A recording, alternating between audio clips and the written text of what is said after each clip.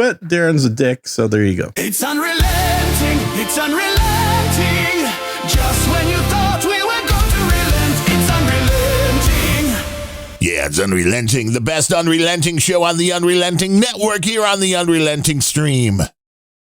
That's right. We finally got kicked off the No Agenda stream, I see. That was bound to happen. That's true. That show's too hot. We bring up topics nobody else will touch. I guess that Israeli assassination attempt on John C. Dvorak didn't work out, huh? It was just more of a message. Mm-hmm. Mm-hmm. We didn't really want to take him out. They just wanted to let him know. They could. Right. Yeah. We know that you know that we know that you know. That's right. That's how it all works here in the land of Spookville. It's Gene and Darren here to give you the scoop. Why are you a little bit on the quiet side? Let me make sure it's not on my end. Is it your headphones? Is it loud? Silent? That was loud. Yeah, I'm max cranked. I am. Okay, show title right off the bat. It's Max Cranked, everybody. Are you related to Max Velocity? I don't know. I think we're right. I mean, I'm hitting the yellow on my side like I always is. Oh, my Motu fell over. How does the Motu fall over? I can't get up. It's my Motu. Well, it's very easy, you see, because the headphones are plugged into it. See, well, the headphones are plugged into it, of course. But I also have the large Stream Deck and a monitor sitting on top of it. So I have nothing sitting on top of it. I was just always waiting for the Motu to just crush like a tin can. But it has drive a car over it. I mean, that's the beauty of it, though, because it fits on this little 19-inch old Dell monitor. Mm-hmm. It fits perfectly under the base. So it disappears completely. And the Stream Deck's on top of it? Yeah, and the Stream Deck is then sitting on top of the... How much space do you have between the desk and the bottom of the monitor? Jesus. Well, there's it's the desk, then it's the Motu, then it's the large base for the Dell monitor, which is like just a half inch all the way around. You have the monitor standing on top of the Motu. Correct. And then the Stream Deck's sitting on top of the monitor's base, I see. Underneath the screen of the monitor. Yeah. Squeezing the living daylights out of that Motu. Exactly. And then right next to that is the Mac Studio with the 2 external hard drives sitting right on top of that. Why do you have a 19-inch monitor? They're old. I've got the main one. There's a thing called a garbage can that exists. I know, but I like this size. It works perfectly for the troll room. I mean, I'm just rocking everything up to large it's talk like that got me to give Ben 4 monitors. I know. You're like, give me more monitors. Give me more. Give me 5. I got to get over that. I've got a 30. I think this is a 32 in front of me. It. Yeah. So that's the main one. And then I've got 19s on the side, which are 32. That's my side monitor. Then you got to flip them up. It's all, I need more room. Yeah. I got 2 32s flipped up as side monitors to the 43 in the middle. And then you get a few subwoofers so you can feel like you're in space. I do have a subwoofer, but I keep that about 6 feet away from the computer just in case. Yeah. Although, move things. I just recently we should talk about this. I got a vibration platform. You know what that is? Women love it. It's called the washing machine. They sure do. Used to be the washing machine. Now you got to buy it separate. And it's basically, imagine a, what do you call those things? The thing you measure your weight on. A scale. My wife has one of these. And I'm like, what are you wasting your money on? What does this do? It vibrates. It's like a scale, but inflate everything by 4 times wider and 4 times thicker. Yeah. And that's basically what it is. So there are plenty of videos to watch of occasionally attractive women vibrating the hell out of themselves on these things, which is fun. I got it because of a different video I watched, which talked about diabetes and neuropathy. And the fact that when you're sitting for extended periods of time behind a desk, or while playing space video and games. Large monitors, right? Exactly. And you put your feet on one of these things and you click on the on button and it vibrates your feet. Yes, well, that's what she got before she had foot problems. And I'm like, because she actually has like an extra bone and she's had other issues. And I'm like, make sure that heals first or talk to your foot doctor because you could actually do more damage if you are healing while using that. But otherwise, it's very weird. It kind of takes me back to, and I didn't live in the 1950s. I did. But you saw some of these videos. Yeah, the belts. You're thinking of the belts. Yes. They're awesome. I used one. Hell yeah. Probably lost a couple ounces with that thing. Yeah. I mean, just standing vibration belts. They were awesome. And it just jiggles you all around. I mean, again, all these devices are basically meant for men to be able to watch women using them. Right. You're like, hey, babe, get on the vibrating let's thing. Put that belt to jiggle your butt and your boobs. No, it's totally healthy, though. Yeah, it's super healthy. It makes you lose weight without having to work out. You just stand there and jiggle. Right. It is exactly the epitome of what the human race has always been looking for is an easy fix. Well, easy fix for women and a way to get women to do things that men like them to do. So now we know that when we hear while you're doing the podcast, we hear like, no, I'm not going to do it during the podcast, but I will say I've only had it for less than a week now, but it does feel like maybe it is helping the neuropathy. And neuropathy is just like your dying toes going numb pretty much permanently. Right, your body dying around you as you still live. Yeah, your body dying around you. It's not quite that bad, but it is a definite problem for people with diabetes to really watch out for. And what happens is just your excess sugar in the blood, which is what diabetes is basically your sugar doesn't get pulled out of your blood fast enough. That excess sugar has an effect on nerves, which is to stimulate them constantly. So, when you have sugary blood, sweet blood, all your nerve endings are getting stimulated all the time. And essentially they're getting, they're getting to the point where what they're supposed to be doing, which is to feel things when things happen, they're not feeling because they're just turned on all the time. And that's a very non-technical explanation.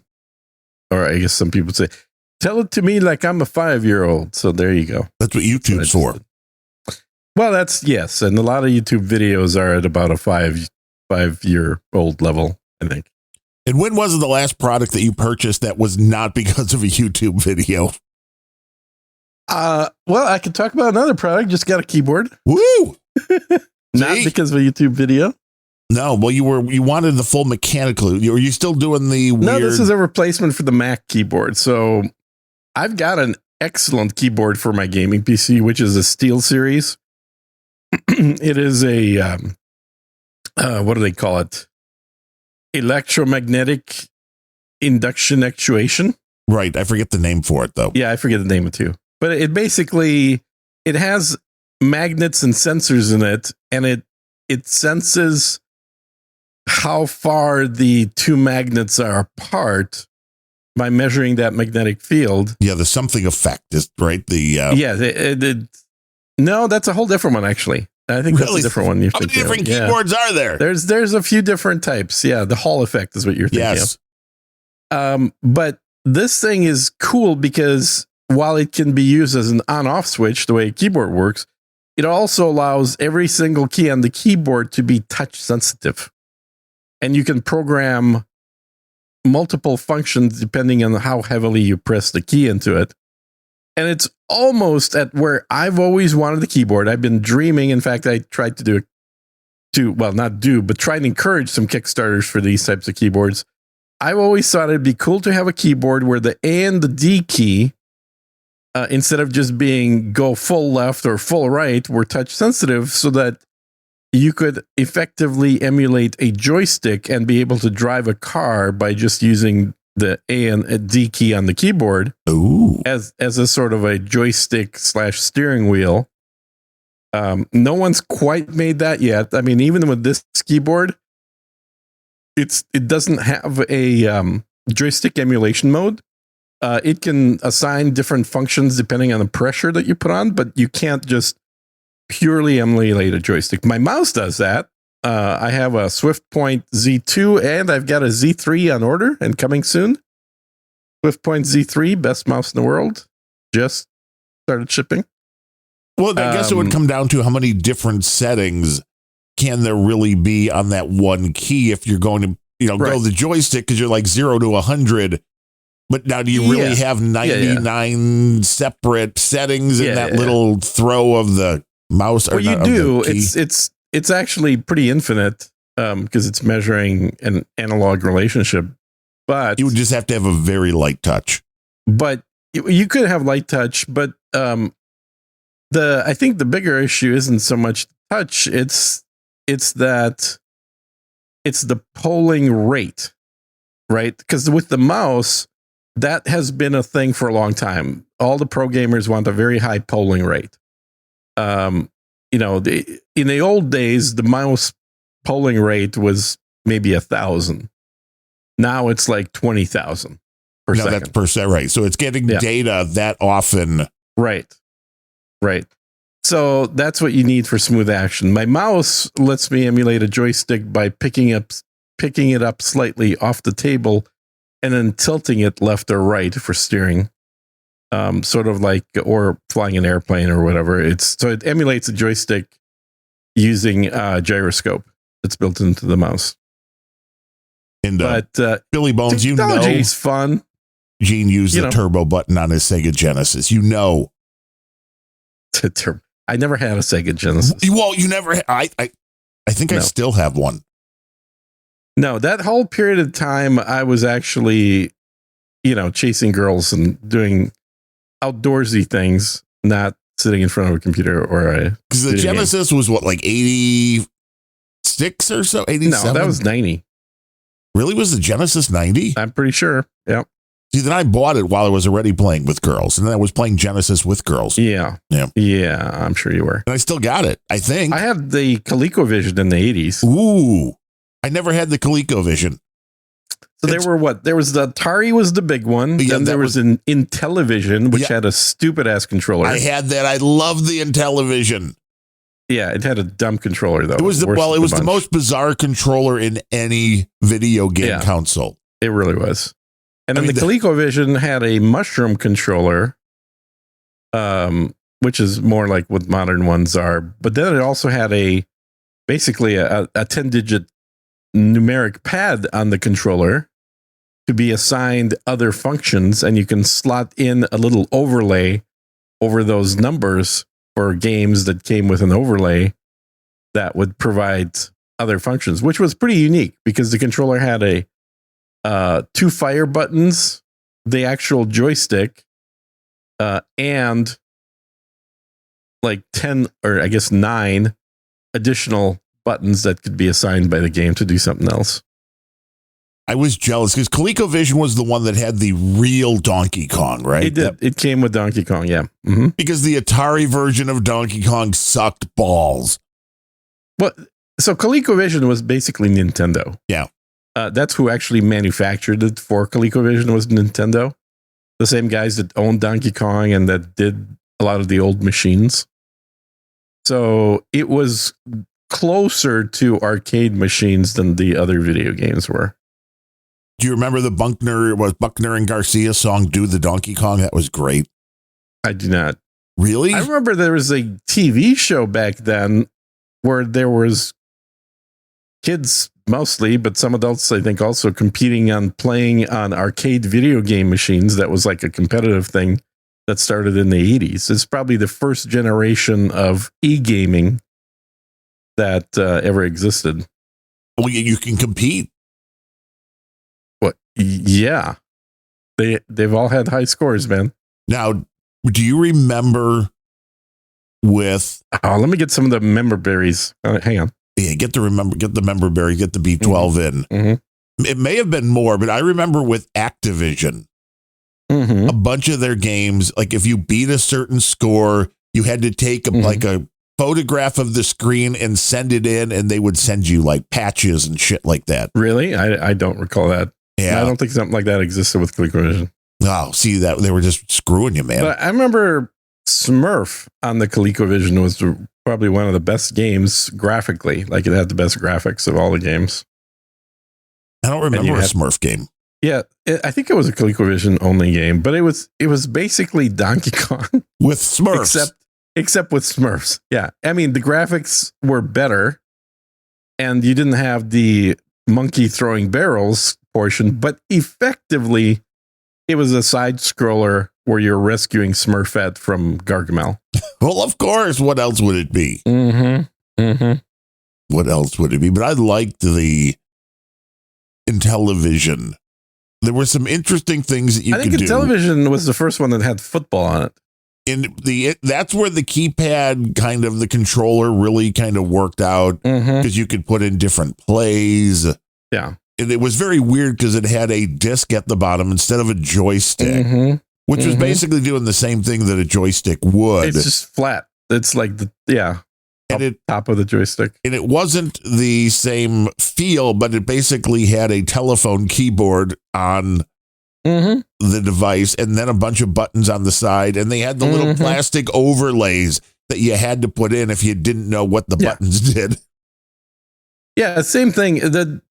I always thought it was a lot more flimsy than the ColecoVision one, but that little disc on the bottom, while in theory does the same thing as a joystick, it was very awkward, and it was in the wrong place. It wasn't where your thumb naturally goes. No, it was like, well, we just throw everything on here. It'll be fine. All of them were pretty crap. I think it wasn't until the Atari, was it the 5200 or 5700, whatever which I never next got. Gen Atari came out.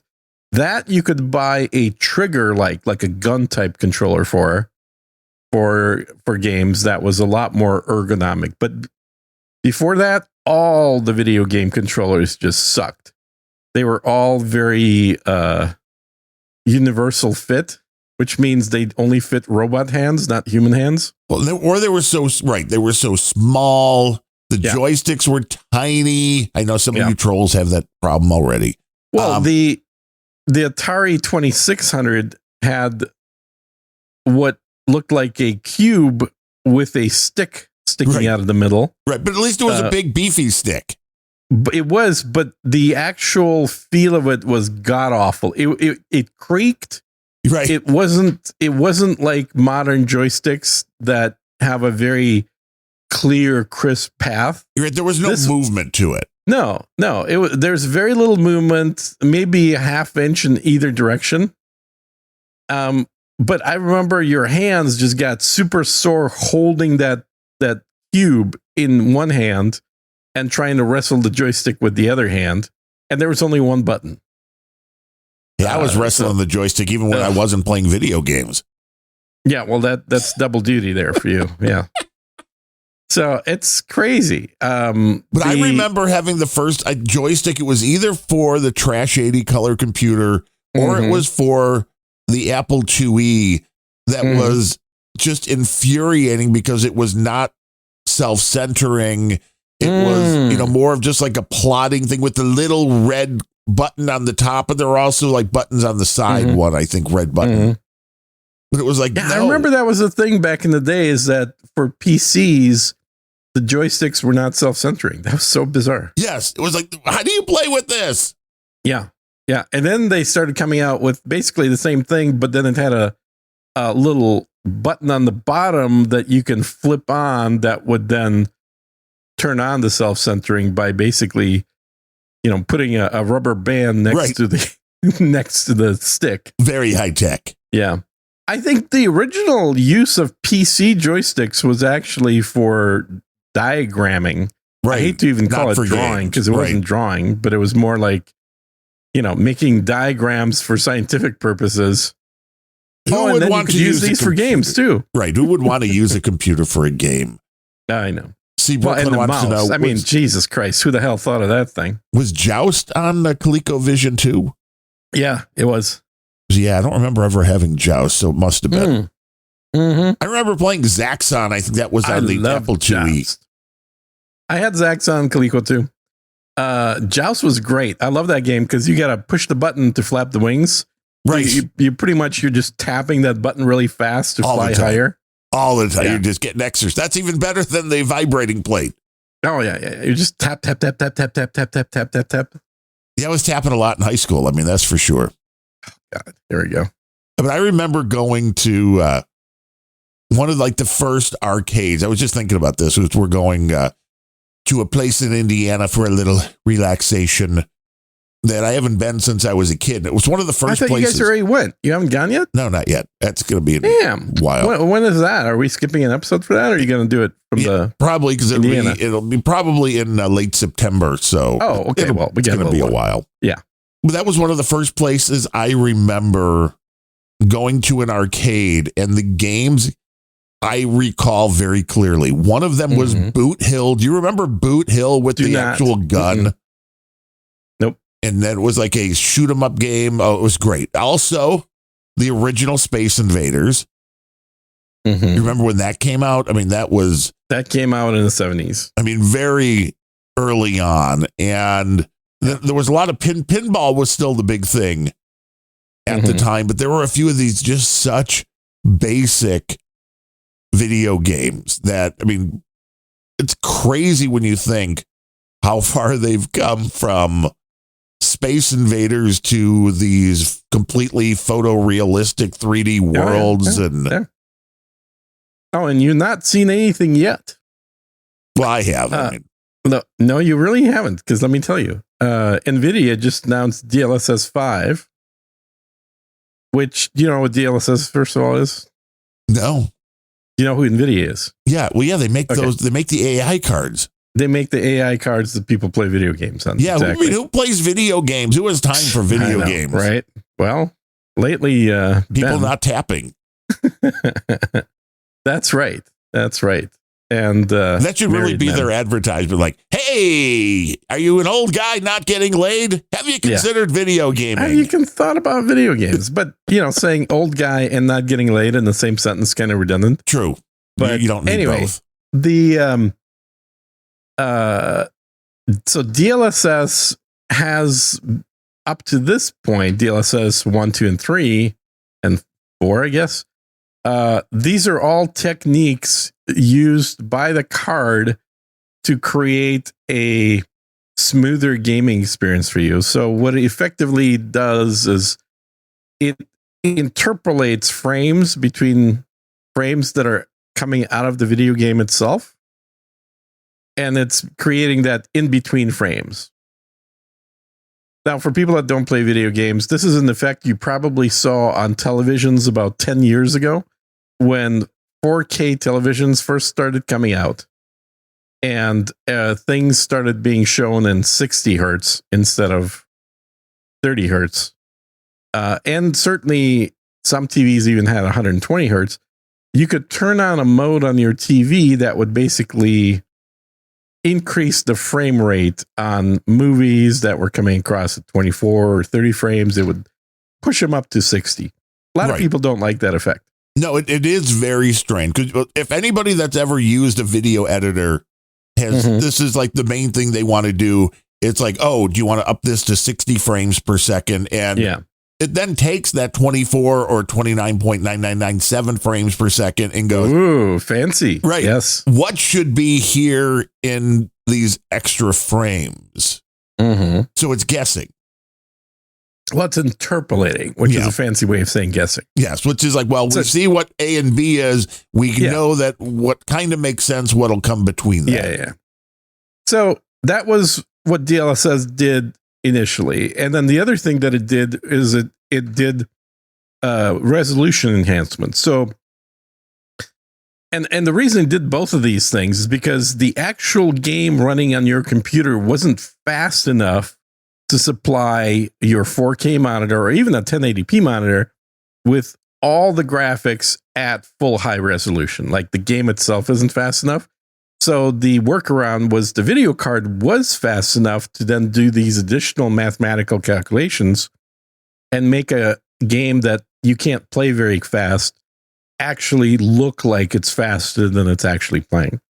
So the resolution interpolation was taking a lower resolution version, like say 1080p, and then scaling it up to 4K, but not just doing regular, I forget what they call it, by interpolation or whatever, where you're just taking 1 pixel and making it 4 pixels.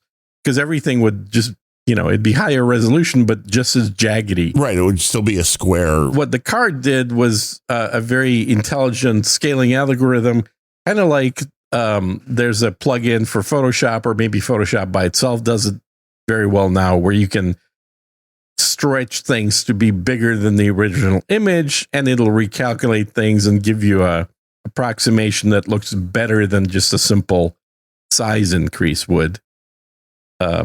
You know what I'm talking about there as well, right?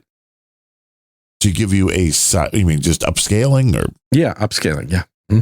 Yeah. You got to upscale, man. Do you use a plugin for that, or just built in Photoshop? It depends on how much I really care about the end quality. There's a plugin that used to do really good upscaling. Well, On One has one. Topaz has one. Topaz is the one I was thinking of, I think. There is, in Photoshop now, there is an AI upscale as well. Yeah. So anyway, that's what the card DLSS did. Now, this latest Gen 5 DLSS that just got announced, what it does is process imagery to make it more lifelike. And where you see this the most is in faces. And there's a video floating out there. And I'm sure if you just type into Google DLSS 5 face, you'll find multiple videos that demonstrate this technique. But it is pretty damn amazing, because you take a typical video game face, which is, fairly realistic looking, but not photorealistic. So it's a lot more anime looking than a real face. And with DLSS 5 turned on, that obviously fake computer generated face literally becomes a photographic quality human face. Now, it's not the only thing. It's not just doing faces. It's doing the whole scene, but the face is where you can see it the most. And that makes sense, because you can give like a Disney princess cartoon image to AI, to Grok, and say, create a photorealistic, lifelike interpretation of this image. Right. And it'll show like an actual redhead with freckles standing on the staircase wearing a ball gown. That almost looks human. That looks damn near human. So now DLSS 5 will do that in real time with your video game imagery. So it's pretty cool. Now, some people in the game industry are not liking this, because they say this is not what the intent of the game designer / creator, whatever you want to call it, is. So they're reinterpreting what we wanted the game to look like. So you're adding a level on top. Not every game wants to look photorealistic, right? In fact, I happen to be a fan of photorealistic video games, so I always look for games that are photorealistic to play. But a lot of people play these really goofy, simplistic looking games, and they like them. Well, yeah, but what this is telling me, with this technology and things like the meta glasses, people are going to be able to walk around and instantly look like they're living inside The Simpsons. Yes, that's the other direction to go. But yes, you could literally flip that switch. Instead of making things look more photorealistic, you could just turn everything into a Simpsons character. Oh, that's not going to fuck with people at all. Well, some people prefer that. Well, I agree. So you just will automatically make the eyes all big and white and sticking out of your face, disproportionately large compared to your size of your face. And, whatever hair you have is going to be drawn with 2 or 3 lines. Which is perfect. And your skin color would become very yellow. Orange. Very yellow. So it's a thing. The fact that their cards are now fast enough to do this in real time at 60 plus frames per second, even more than 60, is pretty amazing. But if you want to do that right now, the only way to do that is to have two, not one, but two 5090 cards. Nice. So only $5,000 or so each, just for the graphic cards. Right. Each. No, total. They're about $2,500 a piece. Oh, they're cheap now. 25. Well, I don't know about cheap, man. I mean, $2,500 for just a video card is not cheap. Well, you have what, 8 of them now? I have 0 of them. I don't. No, that's too rich for my blood, man. All right, so again, another bit of graphics card AI news. So Intel just announced that they are coming out with what ostensibly is a video card. I mean, it's based on their gaming cards, but this is their first one intended for AI. So they're getting into the AI card game. It has 32 gigs of RAM, which is what a 5090 has. And it's priced at $995. Well, by comparison, that's pretty cheap. It's insanely cheap. So that will be the high end of their cards. In theory, it should be able to let you play video games, but they specifically say it's not made for video games. It's made for AI, and that they plan on making a gaming version of that card eventually. So they clearly see more of the money on the wall through powering home AI systems than just people playing video games.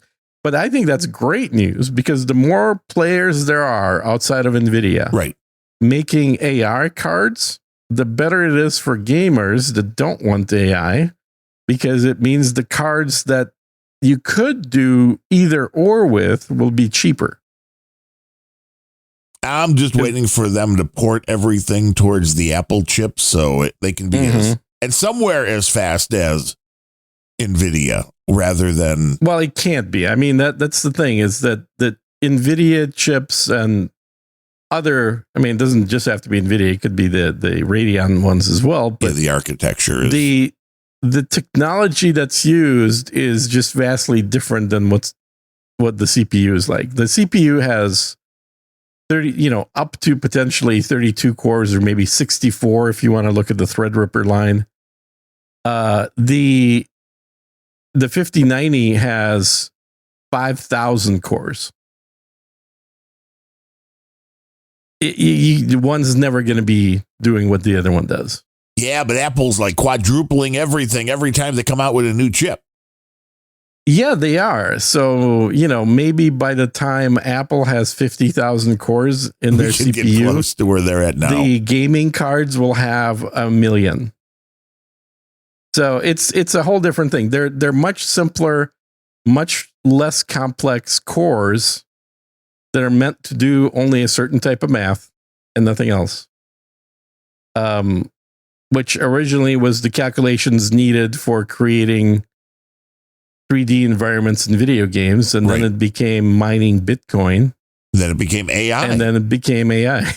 Exactly. It's always something. It's never getting cheaper. It's always something. My last point on that putting a real human face on the video game stuff, I think this will also drastically change the nature of porn. How so? Because now, if you're making porn for people that, assuming those cards are prevalent, you can make porn with basically a very generic face that has no distinguishing characteristics in it. And the person watching the porn can load in whosever face they want on top of that porn. So it's basically deep fake on the end user level. This isn't about just making things look more realistic. It's making things look like whatever you want. Right. More realistic, but also you can't. Oh, this is what I've been harping on for a while, which is you'll be able to turn on Friends and say, fuck Jennifer Aniston. I want to see Scarlett Johansson. Yeah, boy, who wouldn't want to? Fuck Jennifer Aniston. Well, I mean, yeah, that's still a possibility. Yeah. Oof. I've always liked Jennifer. And I just saw an article with Heather Graham, who's, of course, 56, your age. I'm telling you. Amazing, right? And she was talking about how they now have to have a person. I forget exactly what they were called, like a I think it was like intimacy coordinator, right? Did you see that? I know. Like, okay, yeah, we didn't used to have those back in the day. We're going to be doing a sex scene, so we need to discuss. Yeah, back in the day, Heather would just fuck the guy. Right, like, okay, can we get this on camera, please? Thank you. Like, oh wait, we weren't supposed to actually do that. Oh, I thought. Yeah, there was a funny joke about that. That was on Saturday Night Live a few years back when Game of Thrones had just wrapped up. They had both Kit Harington, the guy who played Jon Snow, and the chick who plays what's her name, Daenerys. I forget the actress's name, but so John's standing like talking, and she's calling out to him. It's like, hey, Kit, you remember back on Game of Thrones when we had sex? And he's like, yeah. She's like, did you know that there were cameras rolling? They got that on TV. I thought that was hilarious. That was very creative, because obviously, he's married and stuff. But should I watch Game of Thrones? He's married is it any good? To the redheaded chick that he was having sex with in the show. See, I've never seen Game of Thrones. You should. So the last season, everybody hated. It was a horrible wrap up. They totally fumbled it. But the first 5 seasons were really good. I'll put it on the list. Yeah, I think it's one of those things. I think you'd enjoy watching it with your wife, frankly, because it's it's not sci-fi, it's fantasy, and girls like fantasy a lot more. Do they? Is that what they want? I just thought they like Lego. No. They like Lego fantasy. Girls just wanna have Lego. Yeah. Did you watch that Lego video I shared with you that Iran has been putting out? No. What way? I missed that. Apparently, yeah. You're not really getting your mail messages there the way you should be. So Iran puts out new propaganda videos about every week or so. I mean, they got to do something while they're getting their ass handed to them. For the last 2, they've been using Lego characters in them, which is hilarious. Do they have turbans? You should watch it. It's on our private chat thing. But yeah, they're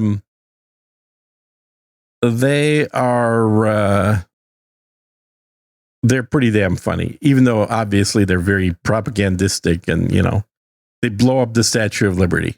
I'll give it away with what happens in this latest is it a Lego Statue of Liberty though? Yeah. Because they make all Lego. It's all Lego stuff. Lego tanks, Lego everything. So and that's because AI has gotten really good at making Lego content, which makes sense because when everything's made of little squares, it's a much simpler model. Yeah. You don't have to have the individual hairs, visible on there. Yeah. Well, you have to understand how the AI works. On X, there was somebody that posted, and I think the Podfather reposted or responded to it, which was a guy that it was a 30-second clip of George Costanza sitting in the diner talking, and even knowing it was fake, I couldn't find any problems with it. And he's like, here's the thing with your own system. And he was using a 5090, those $2,500 cards.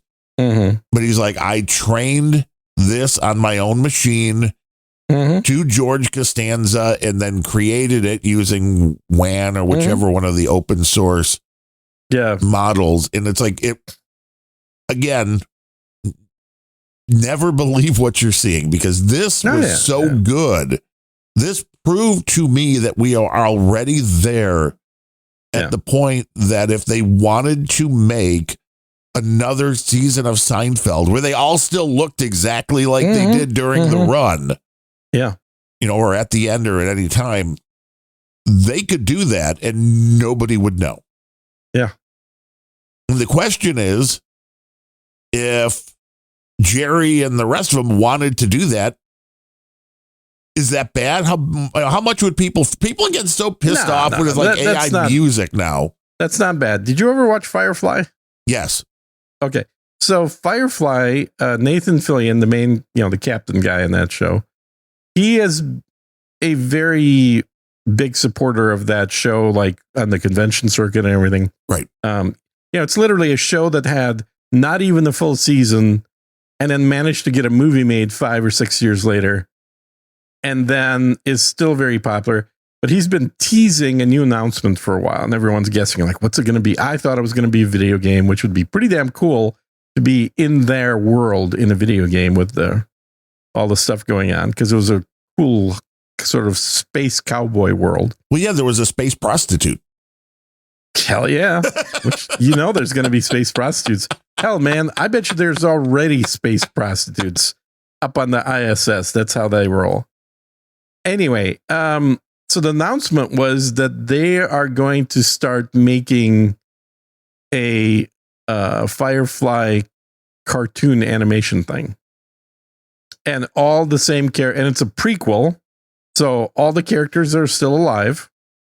And all the guys that were on the show are going to be reprising their voices.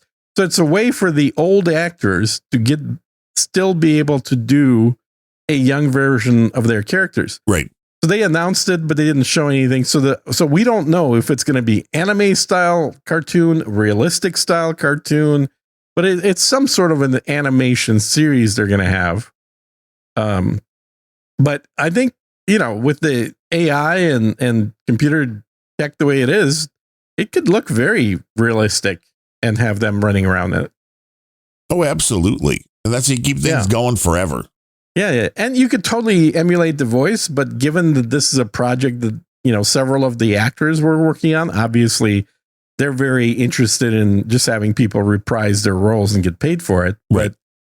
But it's a cool thing. Well, there are a bunch of audio, don't want to call them novels, but audio plays of Doctor Who where Tom Baker is still doing his role. It's yeah. Interesting. And I haven't played around with it yet. That'll probably be this afternoon. Suno. 5.5, baby. Oh, I didn't see that. Oh, I'll have to check that out as well. Just dropped. You can now add your own voice. No way. Yes. You can add your own voice. Now here's awesome. I haven't played with this. I just saw a YouTube video on this last night. Mm-hmm. Now it's funny because my voice sounds just like Pavarotti. It's great. Except good, yeah. Mm-hmm. And the interesting thing, like, okay, you can add, obviously, your singing voice, and they need like 30 seconds to 4 minutes, depending on this or that. And of course, the singing in the style of the music you want them to reproduce would be helpful. But what I thought was quite interesting was, so you give them, you upload the audio. They also said, hey, if you're singing like karaoke, full band, whatever, they'll do the stems. So they'll do what they can to, it doesn't just have to be an audio track, but they're like, we're very, very, we're taking this very seriously, that your voice is your own. So if you do upload your own voice singing, you're going to upload that audio file to them, which of course could be anybody. Yeah. We are then going to have you speak a phrase to verify that it's your voice. Yeah. Now, what I don't understand is I have the fucking technology already. Right. To speak the words in any voice. So I don't know how that's really going to keep people from, if I want to put Sinatra's voice in. So if I want to do Fozzie Bear, there's the special thing to say going to be waka waka? I think so. Okay. Just checking. But I thought that was interesting. Like, we're taking this very seriously. It's like, it totally makes sense. Even if they know that there's ways to get around it, the fact is they have to do this. They're covering their ass. It's total CYA.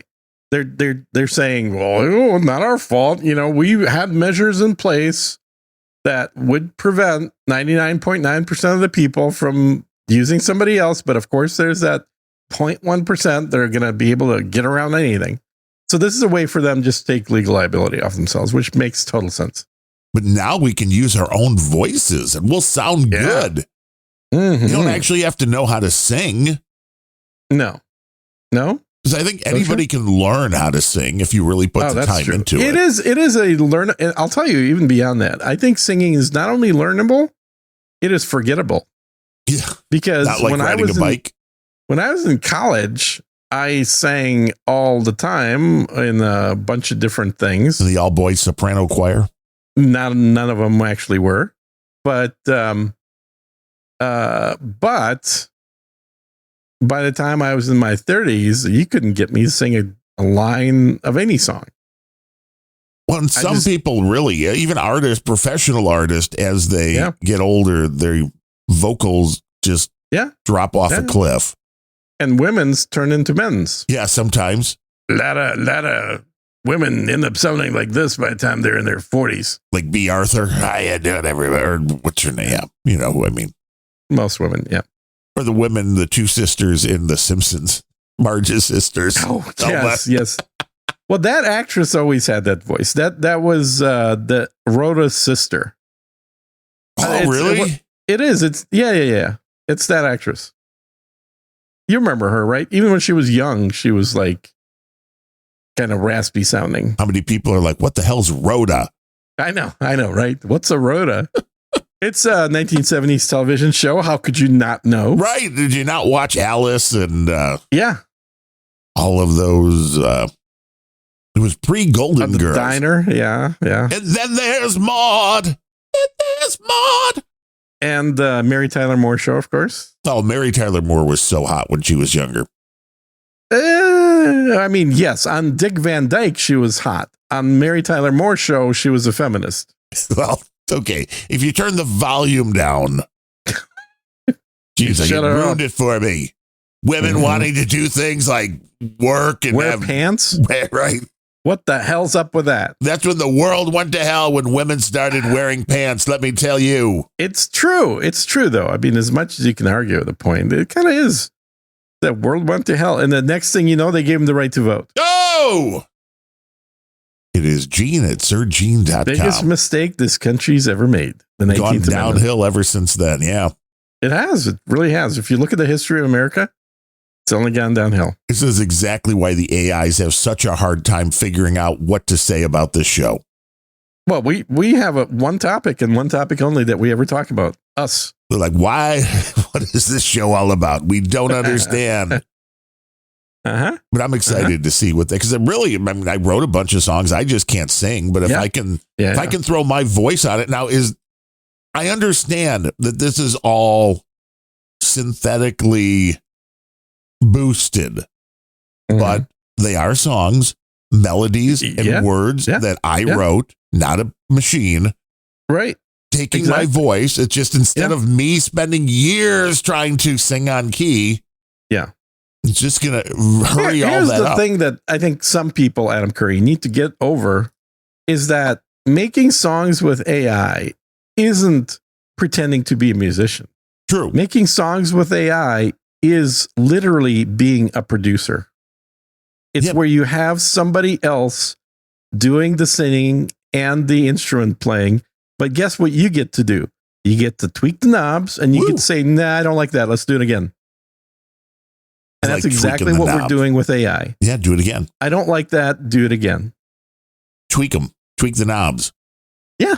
Do it again. And you end up with things that you actually like. And sometimes even other people like, but mostly not. Which is also very interesting because this is the ability to create the music you want to listen to. You don't have to go to an external source anymore. No, not anymore. You could just go into Suno, and Suno, one freaking month in Suno, you could do it. You get a year in Suno. Yeah. You can create enough music, you will never need to create anything else for the rest of your life. You will have thousands of tracks. I've got legally purchased, I've got about 80,000 tracks of music. And it all fits on a 128 gig stick. And I know this because I have that plugged into my car. So I can listen to legal music that I own when I'm driving around. No, it's always good to stay legal, Gene. I try to always stay on the side of the law. Anyway, I'm sure you've got like a million tracks of illegal music. At least a few million. A few million. There you go. But I think you're absolutely right, because if you generate 10,000 tracks in Suno of things that you like the sound of yourself, and not all of them need vocals either. Suno is perfectly capable of generating instrumental stuff. Yes. You may never need to listen to music that is owned by anybody else. And the cool thing about it, if you think about it, is it brings the ownership back to you, because we used to be able to buy and own the music we bought, meaning we could resell it to somebody else. Right. That was the beauty of it. Well, it still works that way. I mean, I have not really. Well, no, I have the whole Bruce Springsteen catalog on vinyl. And if I eventually just say, dude, you're a fucking retard, I don't want these in my house anymore. Yeah. Somebody will buy them. But my point is 99% of people under 40 don't own any vinyl. What they own is a subscription. Right. Oh, yeah. To Spotify. And you can hear all those tracks on Spotify as long as you pay every single month. Now, that's even worse, I think, than what we were doing when we were younger, which is, or at least in my case, maybe not in yours because you weren't the Mac guy, but, when these songs first came out on iTunes, right, I just buy the individual track for 99 cents on iTunes. Never. And I'd own it forever, and I wouldn't have to have the physical media. Right. And then what I didn't realize is the fine print basically said that until Apple no longer has a deal with the artist, at which point you lose the things you bought. Right. I have never purchased, that I can recall, a digital track. Oh, I've purchased tens of thousands of those. Nope. I got lots of CDs. I got lots of cassette tapes. I got lots of vinyl, but no, never purchased a digital track because it's a scam. Yeah. Well, I mean, as long as it's a track that you downloaded legally and have on your system, no one's going to take it away from you. You just can't re-download it. Unless you have a DRM on it and it's like, oh, we can still turn you off. They got rid of that a long time ago. They used to have DRM, but they did get rid of DRM a long time ago. They just went to straight MP3 stuff. But originally, when it started, they did have a DRM. You're right about that. Nowadays, you don't even get that. It's all on demand. Right. And so you can have it to listen to while you're subscribed on. It's the movie model. Yes. Right. It's just like, hey, as long as you got Netflix, you can watch any show that Netflix have. You can watch as many times as you want. And as long as all of this, there is software to download it so you can save it illegally if you want to do so. Is there? Yeah. I didn't know that. So there are ways. I mean, I've seen these that are both, because they even don't let you use certain monitors if the monitor is not compliant. Oh, right. Because it's the DRM, but there are. After I went through, I never had a subscription, but I did a trial for nugs.net, which is the live music. And they have video and audio of a bunch of different artists. And what I was doing was just playing the uncompressed file. So it's basically streaming a FLAC file. And then I was saving it, recording it, right. Recording it, doing the, real time.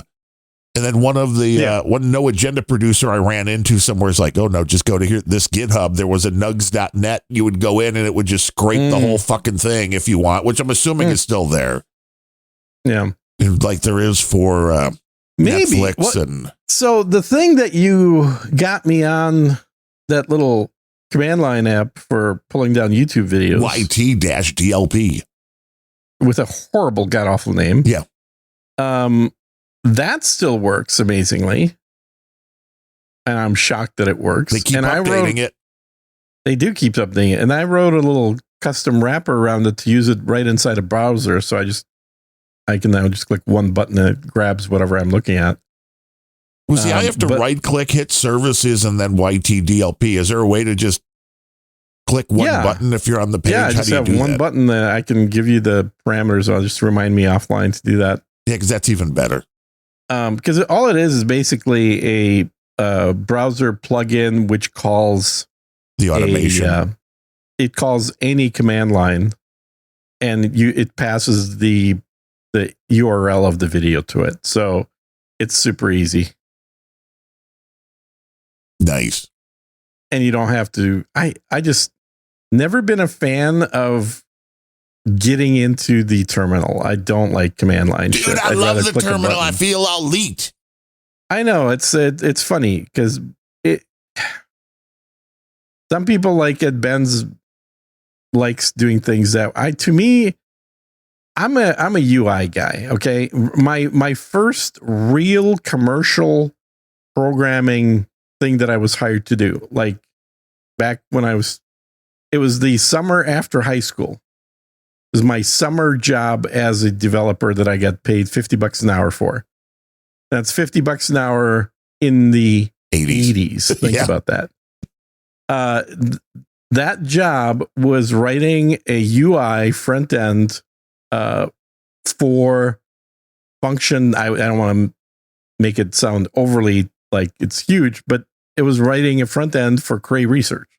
So I wasn't the only guy doing this. I was obviously the junior guy doing this, but my job that entire summer was writing code to take things that were command line and then turn them into buttons.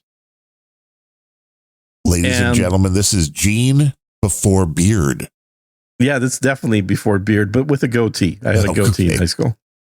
But you know, the whole command, like the UI of a Mac with windows that are movable, with buttons in that you can press. It's all the stuff that now is ubiquitous on all platforms, whether it's your Android phone or your Mac or your PC. Back in the day, that was only on the Mac. And so Cray were using Macs as a front end for the Cray computers. Or I should say clients of Cray Research were doing that. So my job was working on programming the interface to translate that stuff. See, but I learned on, the first real computer class. You learned on Cray Research's computers, is that it? Okay. No, but when I was in junior high, because I was special, I was advanced. Mm-hmm. I had a computer class at the local high school that already had a, mainframe, whatever you want to call it. One of these things when everything was text-based. So, that's where I still go back to, like, what I didn't, for people now, I get it, because you turn on your first computer and you got the interface, whether it's Windows or whether it's Mac or maybe I don't know anybody that would use Linux as their first computer. But for me, it's like the first thing you did was you sat down and there was very war games like, hey, log in, Professor Falcon. What's your username and password? And then you just had that little cursor blinking at you. It's like, you got all the power right there. You can do everything from the command line.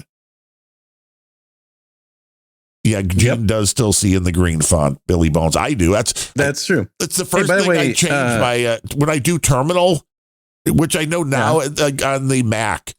Is white? Yeah, it's a white background with black text. The first thing I do is change it to a black background with that green text. It's the only thing that looks correct.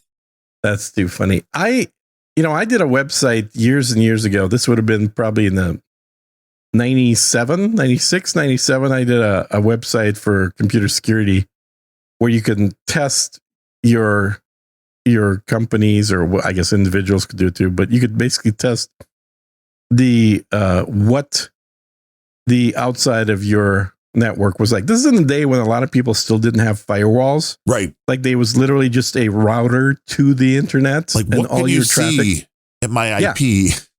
Exactly. That's what it was. And in that website, I had a little option that lets you switch from green to brown, because it was already at that point in time in the 90s, it was like retro to have a green or a amber screen. And I remember I always preferred the amber ones. I think they were easier on the eyes than the green ones. By the way, CSB says you're an asshole for ignoring his donation. We didn't do donations, so tell him to fuck off. He said he sent you something during the show, and you're being a douchebag by not reading it. I don't look at anything during the show. Well, take it up with him. I'm looking at Mix. I'm looking at my notes, which we already had it on because C. Brooklyn told me that CSB sent something in, and I was going to read it once we got to the little donation segment, but now we might just forget it. Well, he's sending me a text on X. I'm very upset. Telling me to remind you. Very upset, Gene. Let me tell you, Darren is not reading my master. It's obviously Darren's fault, not my fault. If I would have seen it, I would have read it. But Darren's a dick, so there you go. Well, that's okay. There's going to be a nice right there. That. The other thing with Suno 5.5, if you are a musician, because they say, copyright, so you can't upload other people's shit. But say you are a musician that has a bunch of tracks, you can upload them and it will create your own models. Your style? Yeah. So, I mean, that's literally cool. It will dial it into exactly what your style is, which is kind of cool. Yeah. As you said, this is just turning everybody into a producer where you can a producer, exactly. Take that, and I'm going to play around with that. I don't think my buddy Tom, who died 10 years ago, would mind. Let me just stretch this analogy a little bit. What AI is doing with programming is turning everybody into a project manager. Oh, yeah. Because you no longer need to be an actual coder, my job title is a developer, which is what I started off in the industry as a developer. Like that for a lot of companies and big AI companies like Facebook, that's not a thing. They want everybody that's a developer to be working much faster by having AI generate large code blocks at a time that you fix. That's it. Chunk together into the overall thing that you're building. And their hope, obviously, is that eventually you can just tell AI, here's what my inputs are. Here's what I want for output. You figure out the whole thing in between. That's where they'd like to get to, where you literally don't need a degree in computer science to be able to, quote unquote, program by using AI. No, I fucking created a video game that is better than what was around in the 1970s just by going in and vibe coding it. It's just absolutely crazy. Now, here's one thing I don't know. Maybe maybe somebody in the troll room knows, because I don't really pay attention to the Apple App Store or the Android or any of these. Has there been a massive flood of shit since vibe coding became a thing and anybody can create their own little app? Did we go from like a nice slow amount of new releases that were coming out and then we spiked because of the fact that everybody can write an app now?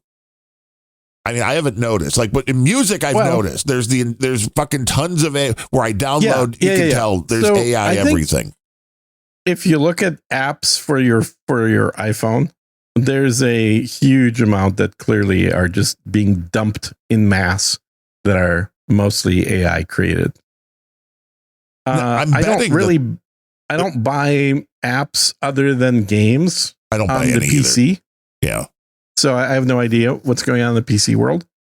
In games, there probably are more games now that are just crappy AI generated games, but I don't, like I said, I like games that are photorealistic. And right now, at least, if you want to make a game that has good, high quality photorealistic content, it's not going to be generated by AI. Like, you have to get the content somewhere. Yeah, but for the stuff on the phone and not for games, I think where people are probably making a ton of money is going in and creating things that already exist, that are already. So if you go in and somebody's got like this music app that'll do, play your MP3s or your podcast or whatever. If somebody's making money, you go in and create a clone of that. Yeah. And if they're charging $10, you charge $5 and you laugh all your way to. Yeah. And I think that's the danger of ever buying any clone for anything, any kind of software, is that it's going to have marginally similar features, implemented horribly. Oh yeah, but they're cheaper. But cheaper. I will say the one software that I will totally buy at some point. Totally buy it. And the only reason I haven't is because everything works without buying it. Is DaVinci. That's video. It is incredible that they give that to you for free. Yeah. Well, it's video and audio. It's basically like a combo of I forget the names now of all the Adobe products. What's the audio one? Audition.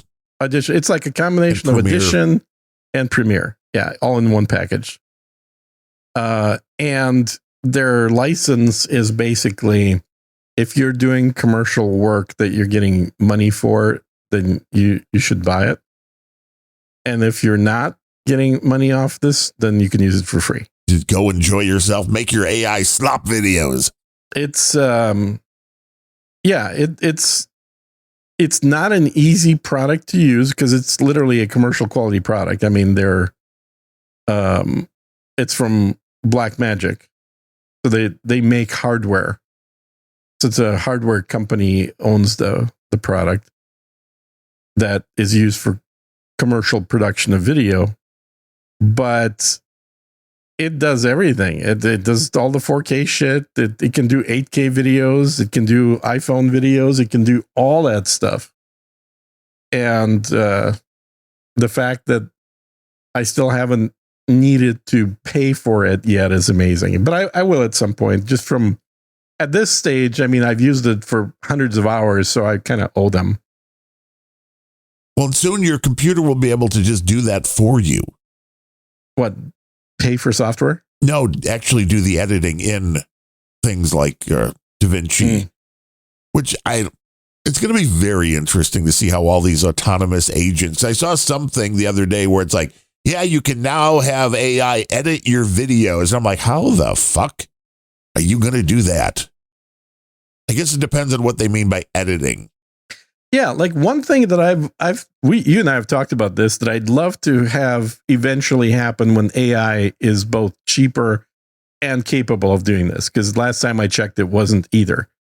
But I would love to be able to just take this podcast and then put it into an AI video generation system. Yes. And have it create all the background video based on what we're talking about. And it's, you know, I guess pre-AI, I would have said something that can take this audio and then pull stock footage of whatever we're talking about. But at this point, there's no reason to use stock footage. You might as well use newly generated AI crap, but do it in a way that's not like distracting. You know what I mean? So if we're talking about Mary Tyler Moore Show, it could run a clip of the Mary Tyler Moore Show. Well, that would be great. But even if it can't run a clip of Mary Tyler Moore Show, it can certainly give you like still images that are AI generated that look like the Mary Tyler Moore Show. Like there was one episode of the Mary Tyler Moore Show and a very revealing dress. I don't know if you remember this. I do not, but I should. You should. I'm trying to remember what the name of it. I may have to actually look it up, what the episode name is. It was the green dress. So Mary Tyler Moore was basically wearing a see-through dress.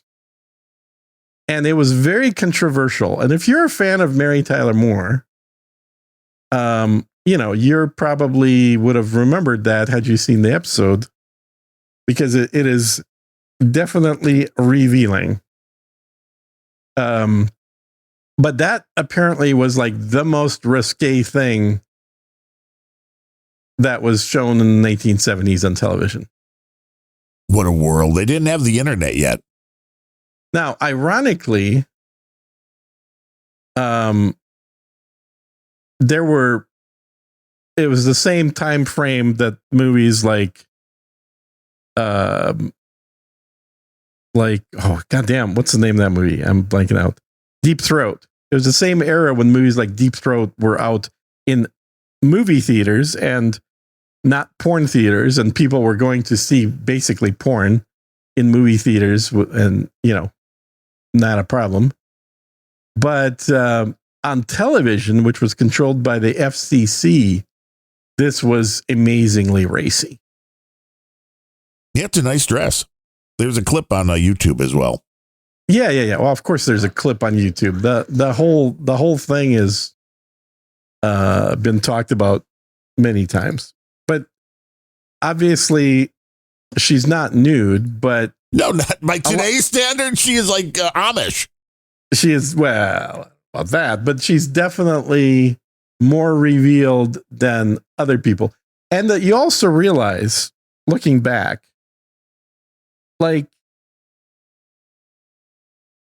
when she got hired for the Dick Van Dyke Show at 22 years old, she was a serious hottie. She had another year to go before she started going downhill. Wow. Even back then, was it the same age range? I mean, it was 23. It's the age. It's 23, man. Everybody knows this. No matter what. Yeah. It's genetic. It's when females produce the most estrogen is at 23. They can never come back from that. It is when they are the most fertile and therefore the most attractive to men. Gene at sirgene.com. It's science. Science! Not she me. blinded me with science! Oh, that was a good movie, by the way. Weird Science, yeah. Yeah, Weird Science. If only we had that technology. Wait, I remember skipping school to go watch that movie in the theater. On the big screen, I can imagine. Hell Kelly yeah. Brock in the big screen. Kelly LeBrock, are you kidding? Of course. Like, whoa. In that iconic red dress. Like, what do you boys want to do? Mm-hmm. Be like, we got to clean up first. Bazinga. That's what they want to do. Uh-huh. Uh-huh. I tell you what, guys are not hard. You get Kelly LeBrock in a red dress and you're like, I can't even make words. Mm-hmm. Mm-hmm. Cannot even make words. I tell you what. Yeah. Yeah, the green dress, people, if they haven't seen that, they should look that up and see exactly what was causing a fuss as opposed to what we have today. Right. Well, and I think it was the way that Ted acts when he sees her in that dress that is the funnier bit, right? So Mary was always the straight man in these shows. It was the other characters that were the comedy, the comedic bits. We do have a few people if you want to thank for today's show. Oh, do we? Okay.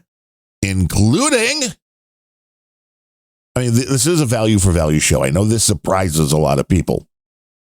They're like, wait, these guys actually want some money to be returned. They want some value to be returned. They think what they're putting out into the world is actually something that we should pay attention to. I've never said that. Unrelenting.show/donate. Well, yeah, but you're unemployed. That's right. Unrelenting.show/donate.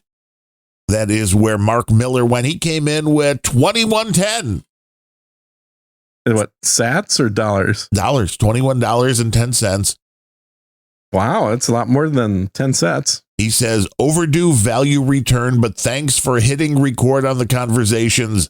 Somehow, you guys always give me something each show. It must be the rigid format and rigorous research. Yeah. That is the secret behind a good podcast. It really is. Yeah. Having a rigid format. It's got a script every word. And very rigorous research. Totally not looking up pictures of Mary Tyler Moore while doing the show. Well, I wouldn't even know where to. The internet. But thank you, Mark. Mm-hmm. It is very much appreciated. I mean, there are people listening. This is good news. Shocking. Well, it is shocking as well. Bemrose is putting value in quotes in the troll room. Like, yeah. I haven't seen any money out of Bemrose. No, and I haven't heard any of that angry tech news anytime recently. Mm-hmm. So value, I tell you. And then, of course, no longer being employed. Another Mark Kodra came in with $3.33, as he does every show. Another person who obviously finds value to this show, the unrelenting.show/donate. So thank you. And then Steve Codswallop from the beautiful UK came in with his every show $2.50. I mean, if we only had like 1,000 people that could be like that every show, just come in with something. And speaking of people that come in with most shows, did you know that CSB actually donated? No, I didn't know that. Wow. I mean, he came in with 5032. Then he came in with 5025. Mm-hmm. And then he came in with 5035. So he pushed the button too many times. Well, he did the original, then he did bonus from CSB, then he did bonus 2 Bitcoin Gram 3 today from CSB. So maybe he realized he was being a little too demanding with, Darren, why didn't you read my manifesto right away? That's not what he sounds like. No, how does he sound? No, that's exactly what he sounds like. He says, howdy, Gene and Darren. That would be us. Mm-hmm. My YouTube channel about AI tools has already 16 videos. Woo! Nice. Yeah, we've got like 186. What do we? I think we're up to what? 187, 186. We got a lot here too. Mm-hmm. My YouTube channel about AI tools has 16 videos, new video every single week. Just search AI Arch Wizard on YouTube and subscribe. You hit that like button, subscribe, hit that like button and subscribe, hit that like button and subscribe. Each subscriber gets free AI consulting with me as a reward. Yo, CSB. Wow. You may want to. Yes. And how does that work when he doesn't talk? I got AI now. It changes the way my voice. It sounds. It does different. Now that you tell them, they will not hear my voice. But I want to know if like 1,000 people subscribe, how are you going to give them all AI consulting? Your day will be filled, CSB. Mm-hmm. And the people that are going to ask you questions are going to know nothing about AI. They're going to be like, hey, how do I get more titties? I want more titties. That's what I want.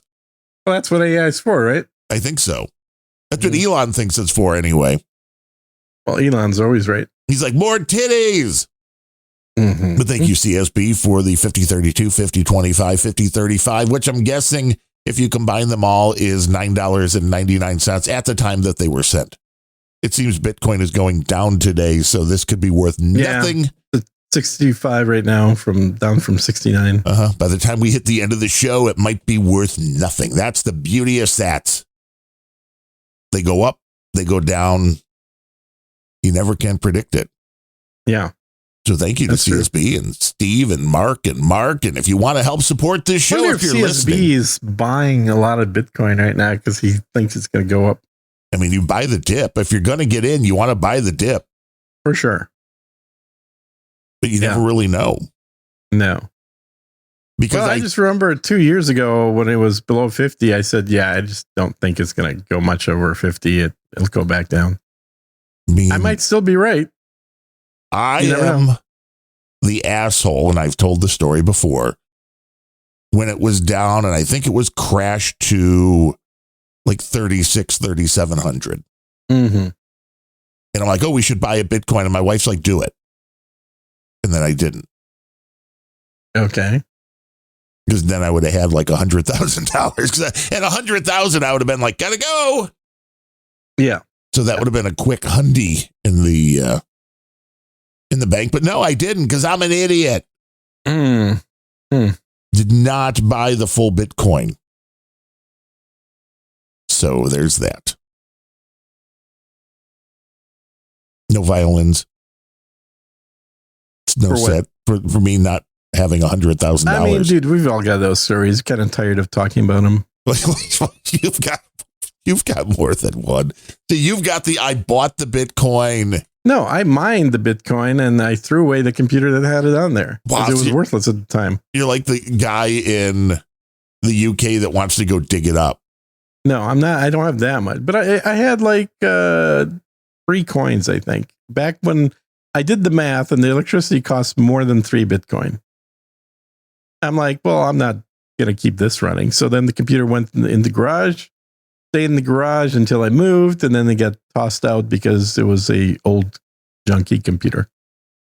And Ned came in with 5,000 sats and wants to talk about or promote a show that Bemrose is on with Cunty and Phony Boy, and I really don't want to talk about that show, Ned. So I've never heard of it. Yeah, it's not a good one, I'm sure.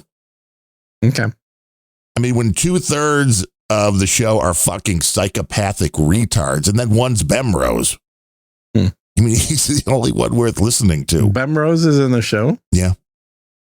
Why? I don't know. Who wants to listen to him? How much value you get? Zero. Negative. I get negative value. I mean, we appreciate that, Net. Would you like me to promote something different, like promote something? Feeding the How about promoting our show? How about you fucking donate money to promote us? How would that be? Feeding the poor children. My God. Yeah, help the kids in Africa or something like that. We are probably the number one least controversial podcast on YouTube. Yeah, we should be on YouTube. Mm-hmm. Bemrose says you should have been a hoarder, never throw anything out. That's true. I mean, the guy in the UK, I love that story. Like, I want to buy the whole dump where it might be, and I want to look for my computer in a dump. Hey, by the way, just FYI, Grok will not let you create a video of Mary Tyler Moore. Well, of course, because she's a person. Well, she's an alive person, but I can create a video of freaking Donald Trump all day long. You know, there are some interesting exceptions on. Yeah, because it pops up a saying content moderated. You know, and I've had that on a few things, and allegedly, you know, Grok wants you to be able to, according to Elon, anything. I saw somebody ask the question, Elon answered it. Was anything that you could see in an R-rated movie, Grok should create. But I think there is and I hate the term guardrail, but it will do different things or allow different things if you upload a photograph as opposed to it created the image. If it creates the image, it knows it's not a real person. I think if you upload something, it's also limited because it's like, I don't know if this is an AI person or if this is a real person, and we don't want to create the nudity of somebody that may be a real person. Do you think it's related to the dress or it's related to Mary Tyler Moore's head? I am not completely sure because I've never asked Grok to make images of real people. Have you? I mean, really, now that Sora is going to be rolled back, I think it's going to be rolled back into ChatGPT because I asked. No, they said it wasn't. No, but I asked ChatGPT and it said it totally was. Okay, so it has to be legit. The company said that it wasn't, but okay. But the technology is there. The technology is not going to go away. I didn't realize that Sora was a social media platform first and foremost. I created bouncing trampoline girls that are topless in Grok just fine. But it doesn't want to do anything with Mary Tyler Moore in that green dress. Maybe it just doesn't know the green dress. It's possible. So it's funny. So I asked Grok, what the hell does this mean? And it says, moderation runs at multiple stages, prompt submissions during generation, post-generation, it blocks or flags content to prevent harmful, I don't see how, illegal, maybe, or policy violating materials from being produced or shared. This message is deliberately generic and does not provide a detailed explanation to avoid giving users guidance on how to bypass the filters. Right, because they're like, otherwise you're going to be, if we tell you what you can't do, because that was my favorite thing. How do I bypass the filters on Grok to create a video of the green dress? Let's see what it says. It's like, no. See, like when I ask for Mary Tyler Moore in a cute dress, the face is definitely not Mary Tyler Moore. It's kind of a Mary Tyler Moore. Yes. I mean, it's like 70% there. So it's giving you that style. And what's interesting when you ask for Mary Tyler Moore, which will show you a little bit of the inner workings of these AIs, the style is mainly 50s and 60s that I'm being given, even though I didn't ask. My only prompt was Mary Tyler Moore in a cute dress. You know, I bet you something a lot simpler. I'll bet you this is moderated because the frame is copyrighted by MTM Productions Oh, you're trying to actually upload the actual frame and have it animated. Yeah, I'm uploading a frame from the video. Interesting. And I bet you it's because it's probably the same thing as trying to upload something that's a stock image. It's looking for things that it thinks that is possibly. This is why everybody needs at-home AI generation. Oh, absolutely. And preferably using the Chinese software. Well, this is why although the service that I use, and I don't understand why, they got all scared and they moved, although they maybe just this, because they are like triple charging for the same service if you wanted to nudity and porn. Oh, really? That's funny. Well, because they know they can, right? Right. But the reason I went with them, it was because it was the company was like Korean or something like that. So I figured this is way better. You don't want to use an American company for any of this shit. If you're like, I'm going to upload stuff and have it do things. No. Always have a nice buffer. Always use your VPNs. Never pay with your own credit card. It's all very simple stuff. Use credit cards that can't be tracked back to you. This is not advice that you should follow, but you probably should. Right. So I'm going to try a test in real time. I'm going to try chopping off her head. And then animating the rest of and just uploading the dress and see if it still gives me a content violation error. I've noticed if it does, then I'm pretty sure that it's going to treat it like a stock image. I've noticed that in Photoshop as well, where if you remove parts of the image, even though they're unrelated to what you want done, it's like, oh, okay, that's fine.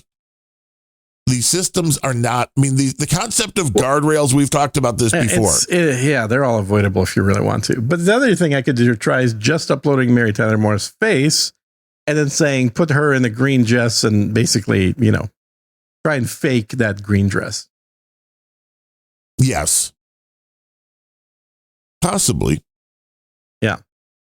But this is also I've got the Face Fusion, which is an open source. Right. Which works just fine even on the Mac. So you don't need without the thing. Yeah. Yeah. NVIDIA card. You have to go in and edit the text files so it doesn't try to keep you from doing things that you'd want to do, but the face swap technology. Yeah. So it all comes down to all you have to do is create the image with a placeholder face, if you will.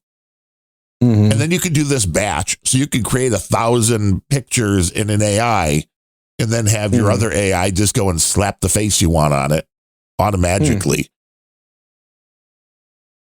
Yeah. It's too many steps. I'm looking for a quick. You got to automate it, baby. That's what you go with the command line for. You automate that bitch. No, the command line is not automated. Automated is having the AI do all that work to generate all the prompts and all the crap. Well, it will now too. That's the beauty of this whole thing with these the browsers, like the Perplexity browser that will just control everything that it's doing. That's hilarious, but I'm assuming this is how hacking's going now as well. Which is you just tell the browser to go do stuff. And it does it all on its own. I tried that out when doing some vacation planning. What it worked great for was, okay, here are the 2-week period that I'd want to go somewhere or whatever time you want to give it.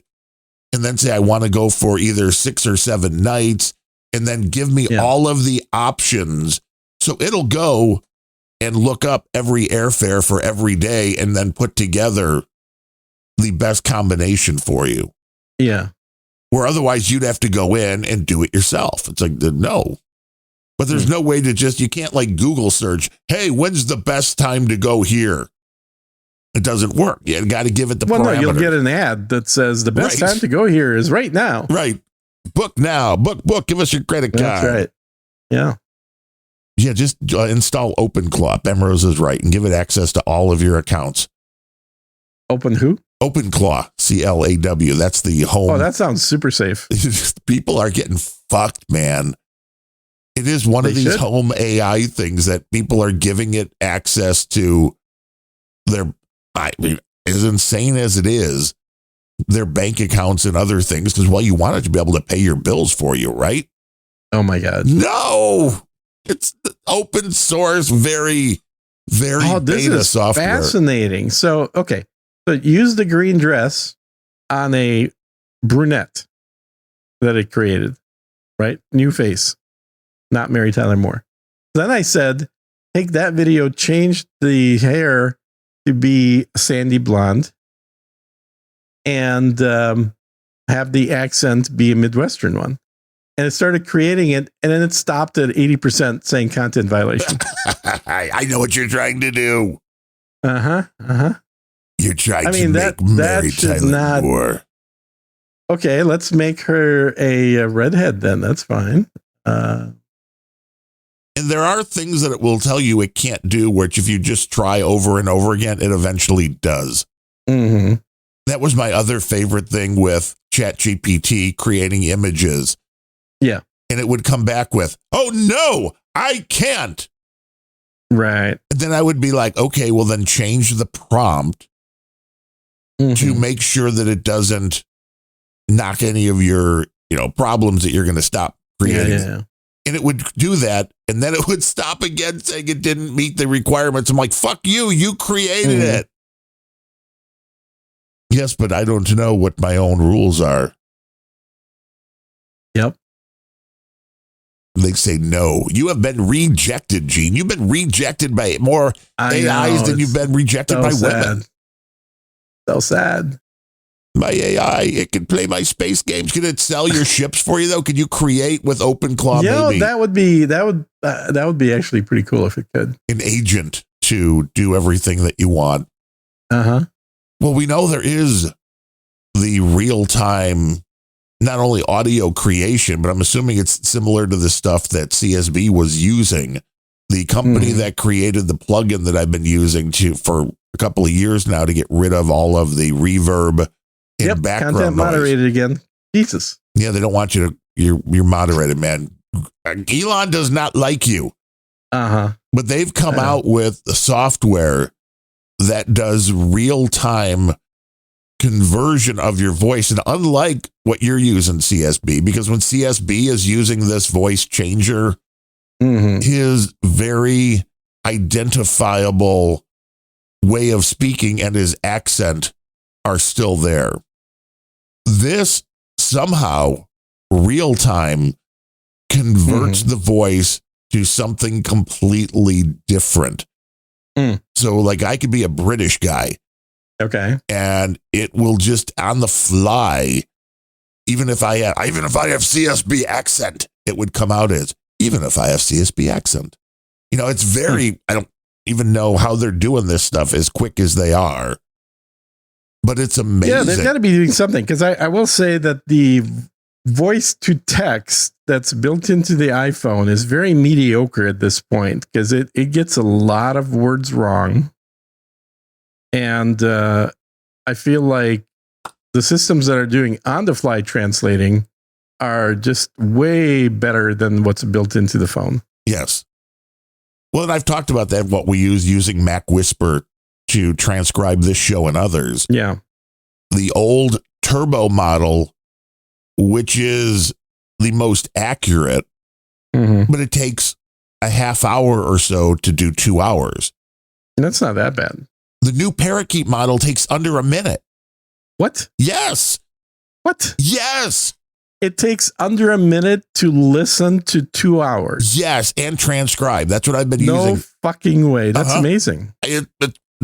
Okay, send me a link to that. I want to check that out. I mean, if that you need sounds freaking amazing. If you need transcriptions quick, that is, and I don't know. I mean, it's good enough. Nobody's complaining. Not that anybody, but it's what I've used to get show notes and stuff. And the AI seems to know what we talk about using the transcriptions. But it is so fast that it's crazy. Just imagine. That's insane. We're always like, well, no, we can always put these podcasts out. It would take forever for people to transcribe these and be able to hear what's in. Now it's like, nope. Wow. I could do the whole run of, 180 shows that we've done. So this actually, this was my idea about a year ago when I remember, I think it was you had mentioned that there was a podcast hosting company that was doing a hell of a deal where you can have an unlimited number of podcasts hosted on them for like $25 a month. Right. And my thought was, okay, I did a few episodes of this for other shows. I could totally start doing a blank podcast in 5 minutes podcast. Basically take a show like, let's say, No Agenda, especially them because they're bloviators. Well, no, their copyright allows for this to be done. Creative Commons shit. And basically have the AI listen to the whole episode and then do a 5-minute summary and then convert the summary in text to speech to spoken word and then upload that as a 5-minute No Agenda episode. Cliff notes. So if you don't have time to listen to No Agenda, who does? You can listen to the 5-minute No Agenda summary with an ad in the middle conveniently. For Unrelenting, we get a 5-minute Cliff Notes, and then we get a 5-second Cliff Note of the Cliff Note. That's right. And then do that for like 100 shows. I guarantee you'll be generating more money than the shows themselves. It's basically a version of Cliff's Notes. Right. Now, but you don't Which they're legally allowed to do. They're allowed to read a book and then summarize the book. That's not illegal in copyright. Now, how can... In college, there are more Cliff's Notes sold than actual books. Well, yeah, because people want to save that time. Can I rent the movie? Mm-hmm. Yeah. But is there there can't be any copyright that would keep you from doing this. It doesn't really matter what they're releasing at because you're going, you're rejiggering the handle. You're taking all of the content they talked about, but you're parsing it into brand new content. Yeah. But I can see where I'm surprised this isn't something, where this is really needed. Like, forget releasing that. Add this into a fucking podcast app. Yeah, could do that. Because all you need to do is be able to if you can do a transcript that quick now, there should be no problem with a podcast app. You're like, oh, yeah, I want to listen to No Agenda, but I'm too busy. Then I just click a button and it creates that on the fly. Yeah. Yeah. That would be even better. It's,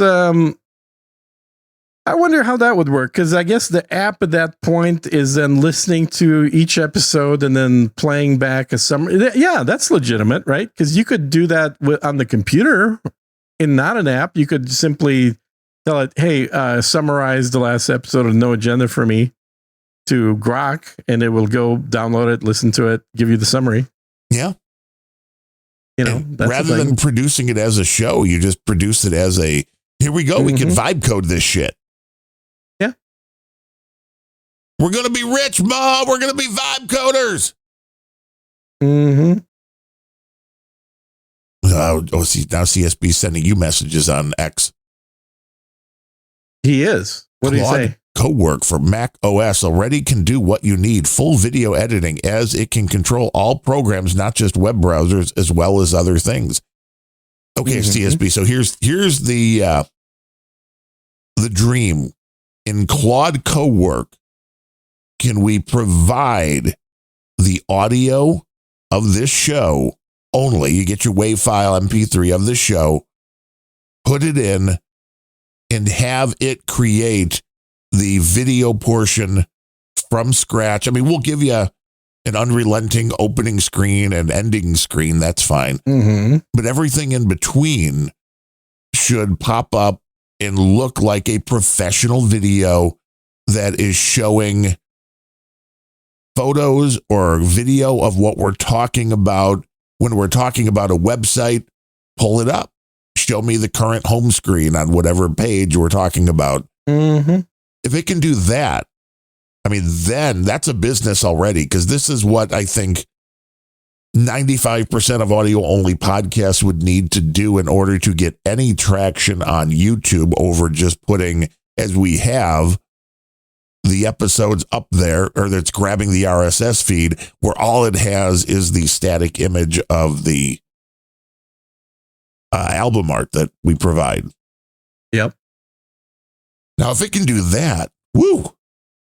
Yeah, I mean, I'm trying to think of what.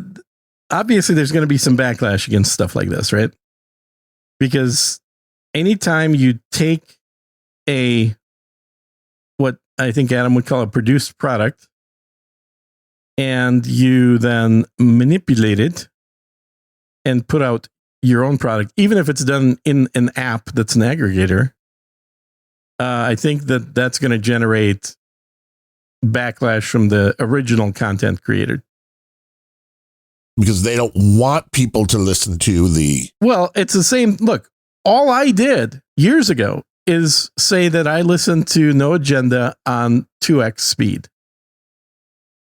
And I think the first time I said it wasn't even 2x. It was like 1.5x speed.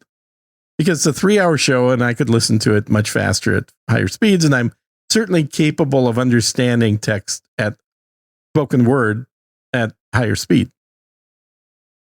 And, Adam really didn't like that. That's not the way it's meant to be listened to. That's, if I wanted it that fast, I would have done it on my end. A lot of pushback on doing something as simple as simply changing the speed of playback. Well, you don't think there's going to be pushback on saying, oh, you no longer have to listen to a 3-hour show. You can just listen to a 5-minute summary of it and you get all the important bits. Well, I don't think you could actually get all of the important bits in 5 minutes. I mean, again, for shows that you have details on, no, if anything, it would be a... Well, what do you call fluffer. Now, I don't know how long of a description you're generating currently with AI on this show, given that it only takes 1 minute to listen to 2 hours. But the description that I've been putting up for Just Two Good Old Boys, my other show with Ben, is about 3 paragraphs. Yeah, it's a 3-paragraph summary of a 2-hour show. Yeah, I think that's about what this thing comes out. I've tried different lengths from the keep it in one paragraph. Is 3 paragraphs sufficient to know whether you want to listen to the episode or not? Well, see, this is the difference, though. Is it an ad for the show? Because if so, yes, then it is more than enough. Is it a replacement for the show? Then no. I mean, you'll know what was talked about. And hey, did you not love the album art that we had for the last episode? Which album art do we have? My Chinese car. You sent me a lot of album art. I don't know which one you're talking about. My Chinese car recorded it with the cute blonde and the off-the-shoulder sweater, with the acoustic coupler modem, with the Unrelenting logo on the screen, and obviously, very low-res art. Mm-hmm. But that one for ChatGPT had done the drop and give me 33. I mean, it learns. Oh, that was the other thing that is being added into Suno. Yeah. Now there's a little magic wand. Okay. Which will learn your styles and change the prompt into more of what it thinks you want based upon what you've done, what you've liked, what you've listened to, I guess. So it's using all of that data now to be like, well, okay, we know we're dialing in on what Gene likes. So we're going to try to give you that. It says this episode of Unrelenting doesn't ease you in. It kicks the damn door off the hinges. Darren and Gene start off like it's all sunshine and 60-degree Midwest vibes and then immediately spiral into the kind of chaotic, no-filter conversation you came here for. From Chicago weather whiplash and old school station wagon war stories to the modern day insanity creeping into everything around us. Yeah, it escalates fast. And then the gloves come off. We're diving right into the ever creeping influence of AI and tech in everyday life. How companies like Apple and Google are shaping or screwing with your reality. I mean, this was great. You think this was enough to that? It's a little overly dramatic. I've always thought that your descriptions are just a little over the top. Well, it may be because I tell ChatGPT to do it in the drill sergeant / Richard Marchenko vein. I mean, yeah, that they're still over the top. Marchenko's done plenty of serious things too. This is supposed to be over the top. Do you think this is a serious show? This is a serious show. Do you not think this is a serious show? Serious as a heart attack, JCD would tell you. Ooh, too soon? Too soon. No, he's back. He's back 2 shows now. And they're like Adam when he's like, hey, well, how was the experience? He's like, I wouldn't recommend it. I mean, he's probably right about that. Like, yeah. Oh, shit. Yeah, then we just weeks before you can do things. That's the worst. It is. It's the slow ass healing. You're a kid. You go and you like rip half the skin off your knee. Your mom puts one Band-Aid on it. Next day, it's itching. Day after that, there's no scar. There's pus everywhere. I mean, it's insane how fast children heal compared to us older people. Yeah, it takes the body a little bit longer to regenerate where you can, and a lot of it that you can't. Yeah. Let's see. He says you may need the max subscription, which I think isn't like the max Claude, like $500 a month or something. I have no idea. I've never used Claude. Because I know that's what the max of Grok is, right? There's like Pro Grok, and then there's like Super Duper Duper Pro Grok or something. No, not really. The only thing beyond the $50 a month plan is the plan for your whole company, which I think creates less limits but it also requires multiple people. Would it do more we want more titties? No, I don't think so. I mean, there was nothing that I saw that differentiated, because I asked Grok, like, give me a summary of all your 3 plans differences. And the only difference between the individual $50 plan and the next level up business plan is just number of people and limits on number of, interactions with Grok. And I like when you go somewhere like Claude and you choose max plan, and you have to like scroll for like 14 minutes to get to the price. Oh yeah. It's the max 5X is 100 per person, and the max 20X, perfect for daily users who collaborate often with Claude, $200 a month. Yeah, that's crazy. Yeah. But at the same time, the $200 a month probably just barely covers the electrical cost. Well, the reality is, if it is doing the work for you that you would otherwise be paying somebody on Fiverr. Right. Right. Exactly. It's like $200 at $5 an hour. You're still talking like 1 week's worth of time. Yeah. So maybe that's good. We just need to start finding things we can make money with. I mean, yeah, I guess it's, I think that there's a fine line somewhere here of using AI as a novelty versus using AI as useful. And a lot of people that are promoting the use of AI right now are really doing it from a novelty perspective.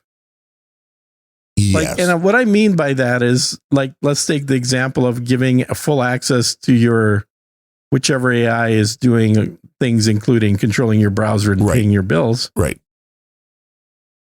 The setting up of that and the checking on all the things that it's allowed to touch to make sure that it didn't screw anything up will take as long or longer than the time it would have taken before using AI. It's a novelty thing. It has nothing to do with increased productivity. It has to do with, check it out, I'm using AI for this. I had one friend that's very big into AI. He does consulting, like high-end consulting on the benefits for companies to use AI, meaning he's not the guy doing the AI. He's the one convincing the CEO to implement a new AI policy and fire all the developers. Right. Then he can run away. So when everything fails, he's long gone. Right. Yeah, he's not around for that. But he recently did that. And he was telling me that it worked pretty well, but it also sent some text messages to the wrong people about topics that they weren't supposed to get text messages about. So in some sense, it's worse than hiring a personal assistant who is right out of college. Right. And is eager to work, but can make mistakes.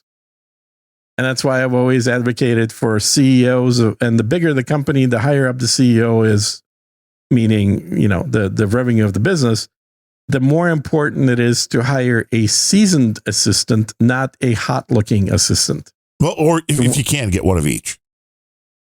Well, that's a different thing. But there's a common, and this is where we get into business consulting part of the show.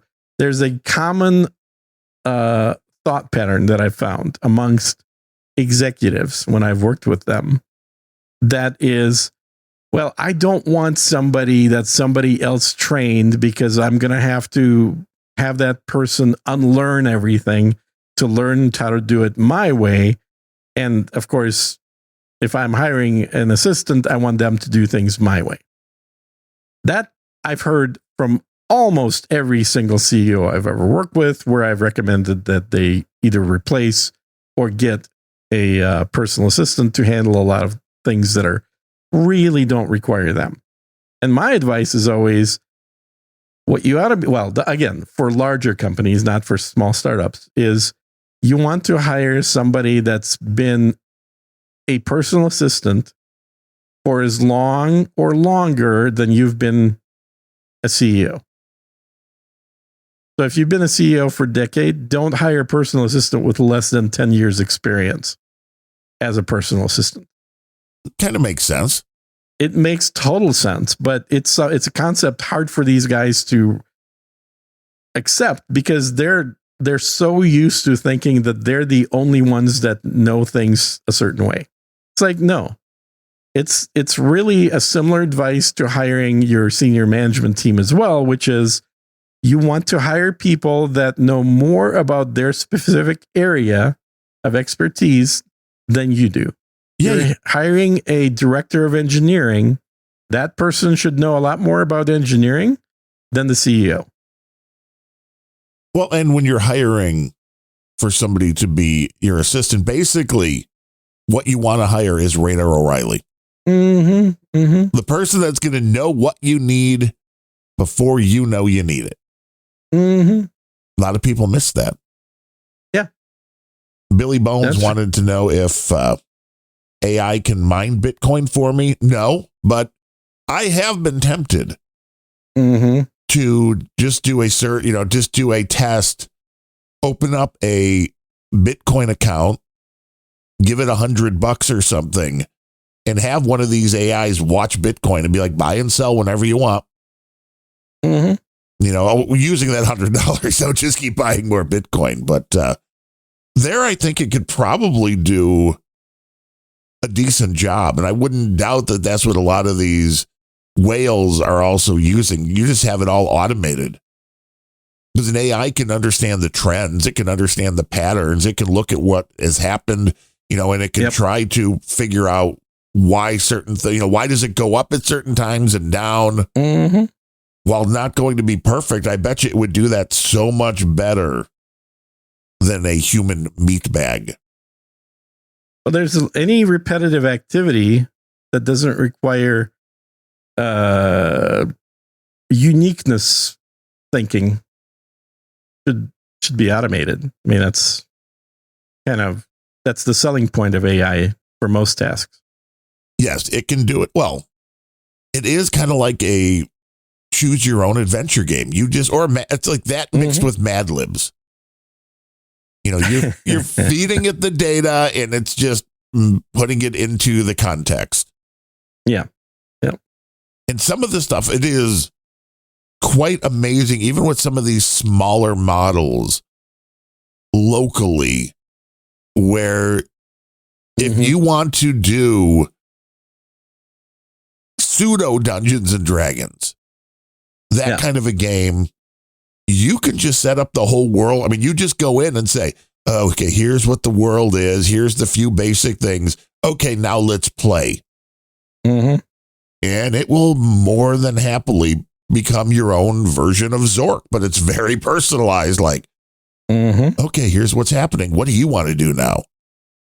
And then depending on whatever you type in, and this is the other part that my brain still has a little bit of a problem comprehending, because you were around for games like Zork. Sure. And if you didn't use the exact keyword or if you misspelled something, did not understand it. Mm-hmm. The fact that typing into these AIs, whether local or cloud-based, you could be the worst fucking speller. You could be grammatically incorrect. You can misspell every word, but most likely, most of the time, it's still going to decipher what you meant. Yep. And that is wild. Because it's no longer like, well, you have to type in exactly this word for the command. It's like, nope. Mm-hmm. It's like that is the part of the AI understanding or the comprehension. I know it's not thinking, but the fact that it could take that input and still figure out what was meant is crazy. Yeah, but again, it's just pattern matching. It means a lot of people have made the exact same errors before. Right. That's all it means. So this is how people normally misspell this, so it's great. Yeah. Who needs spell checkers anymore? We just have AI. It'll save us. It'll do everything. It's doing this show right now. People, if they only knew, you and I are on a beach right now. Mm-hmm. This is AI Gene and AI Darren.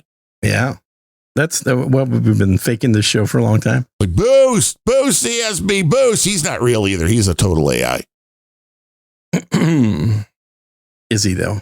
He's the AI arch wizard who couldn't figure out how to get an AI girl to take her top off. But I'm like, a lot of guys have that problem. What? Where is that coming from? It was a couple of weeks ago. He was trying to get one of the artworks that I had posted. Although, again, I think if you take somebody else's art, CSB, that's the problem with. Although he had one of his own that he was trying to get her naked, and the AI was not doing what he wanted to. Upload a picture of yourself and say, "Okay, take the top off." Right.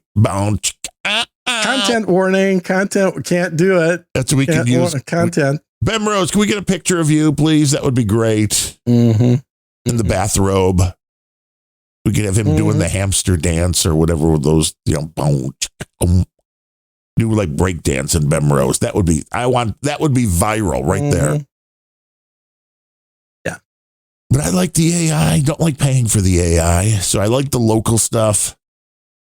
The local stuff is pretty good. The local stuff is where the fun for me is still happening, when you can do the text to speech, because obviously they're getting much better.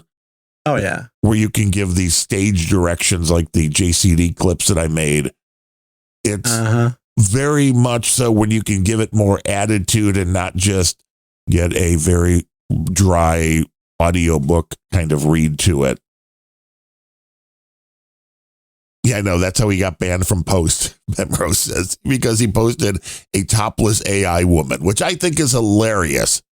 I thought the whole point of Post was that these are basically 4chan boys, for lack of a better term. I agree. Fortune rejects that ended up going on to Mastodon. Obviously, they don't want no titties. Because I blocked all of Post back when I was on Mastodon. Because every other person from Post was like, fuck the Jews. This is back before it became popular to say fuck the Jews, right? This is during the Ukraine war. There was a bunch of these complete Nazi fucks on Post. So and there was one guy only that I remember talking to that was on Post that I liked, and I kept trying to get him to leave Post. I was like, dude, why are you on Post of all things? Get an account. There's a million different places you can have an account on Mastodon. Why the hell are you on Post?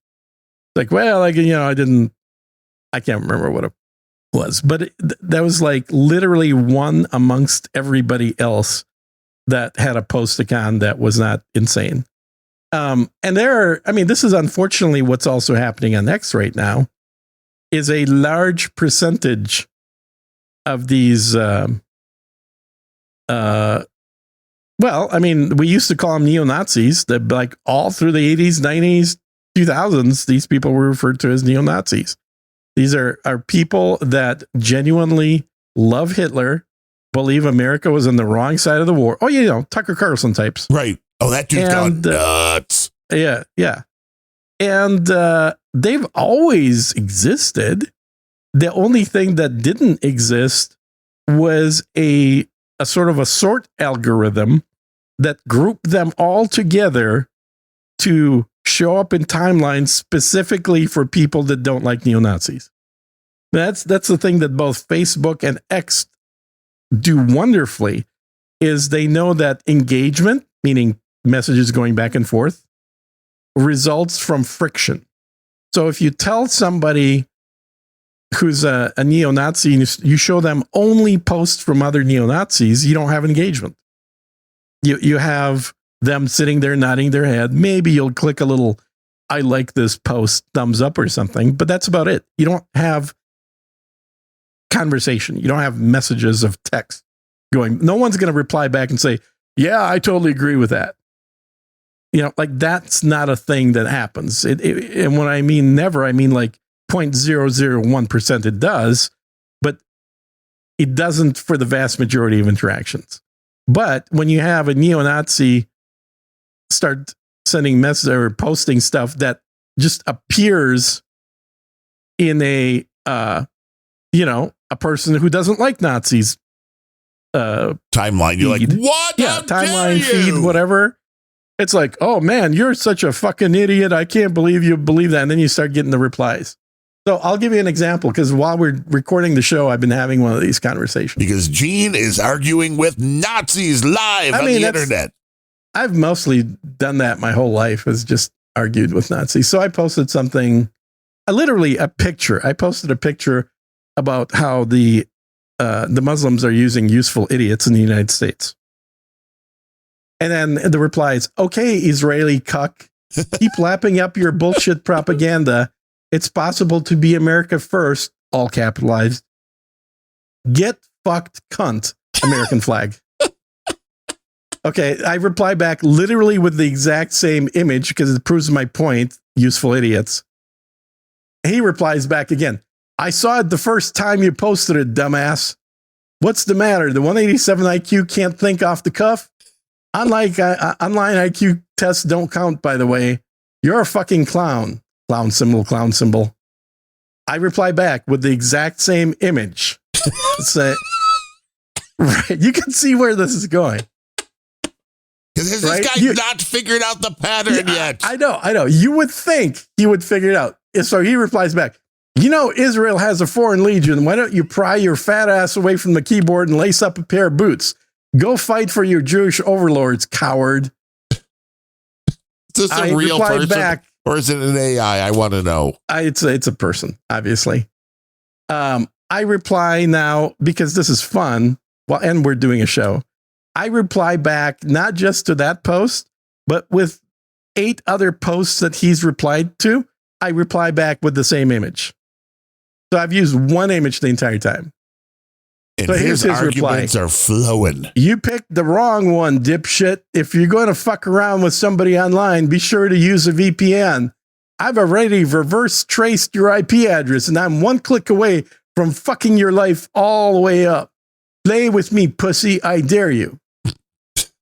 You're like, what do you mean? Who wouldn't use a VPN? Well, now, I got scared because the response I sent them was a picture with a different image, right? So this one is an image from Django Unchained of the Sugarland owner there. What's the guy's name? The actor's name?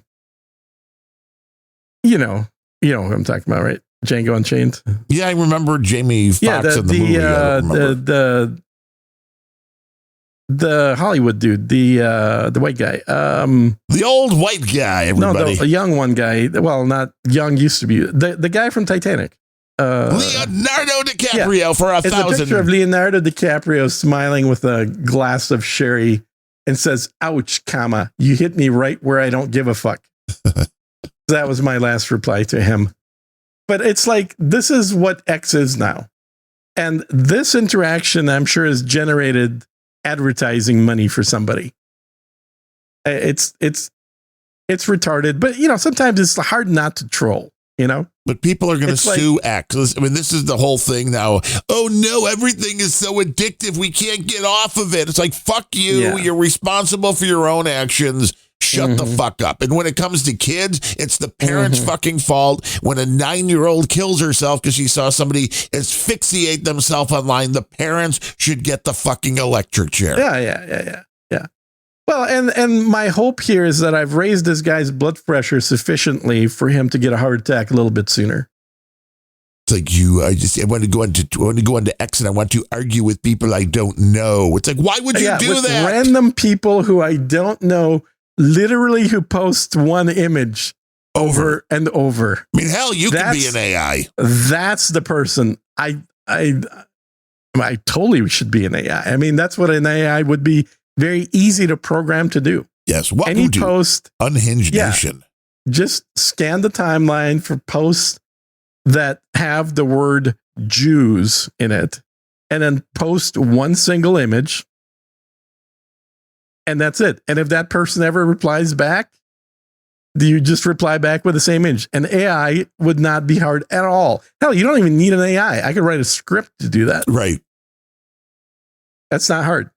So you need the AI to just throw an extra added insult in there every now and then it thinks you're real. So here's the other thing I've been getting comments about. People, and this again, just I think shows their intelligence. What I figured out, and we talked about this on the show, is that all my posts that have gone viral, and the word viral has an asterisk mark by it, right? Is viral to different levels of subscribers means different things. What does viral mean to me? That means over 1,000 people have done a like on the post. So over 10,000 have seen it, over 1,000 have liked it. That doesn't happen very often for me. For some people, 1,000, they don't even blink an eye on because it's a daily thing on every single post. But for me, 1,000 is like, that's viral. It's pretty good. What I've noticed as a pattern is every one of my posts that's gone viral has had either a misspelling or a grammatical error. Ooh. 100% of those posts. I've never, and I always felt bad about it. I'm like, God damn it, why does it have to be that one? Like the previous 5 posts had no errors. This one had an error. This is the one that people like. What the fuck? But what I realized is I think people have a bias against AI now. And when you see an error, it's obviously a human, not an AI, because an AI wouldn't spell not only does it wrong. have perfect English, but it uses things like M dashes instead of N dashes because it's technically correct to use an M dash, even though everybody who's a human uses an N dash. Yeah, and you know why? Because where's the other one on the fucking keyboard? That's why. It literally doesn't exist on your keyboard. You have to track it down. It's a control key thing. So consequently, people, I think, are starting to get biased against things that look like they were done with AI. And so what I've started doing is making sure that every single one of my posts now has either a spelling or a grammatical error. Like I see the little underline and I ignore it on purpose, right?